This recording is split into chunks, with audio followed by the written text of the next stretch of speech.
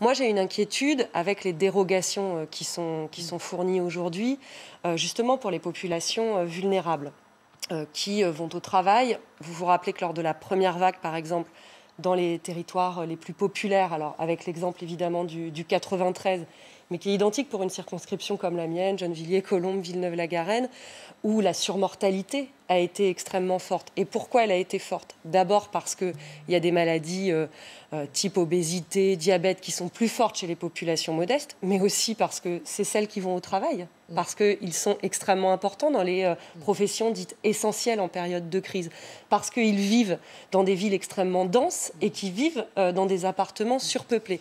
Et je rappelle juste, pendant la première vague... Je précise que les images qu'on voit pendant ce débat sont des images de ce matin. On voit une certaine affluence importante sur les marchés, même si visiblement tout le monde respecte le port du masque, l'affluence reste importante. Je termine juste parce que je sais bien que vous montriez les Champs-Élysées, parce que je fais un petit appel. On est au début de ce deuxième confinement. Rappelez-vous qu'au premier, les premières images, c'était pour aller expliquer que dans ces quartiers populaires, c'était pas respecté. Alors qu'en fait, c'était là où les gens circulaient parce qu'ils prennent plus les transports que les cadres pour aller au travail, parce que c'est eux qu'on appelait à travailler. Donc, s'il vous plaît, vraiment, pour cette deuxième vague, ne commencez pas à aller stigmatiser des populations qui fournissent le plus gros de ceux qui vont être au front pendant cette seconde vague.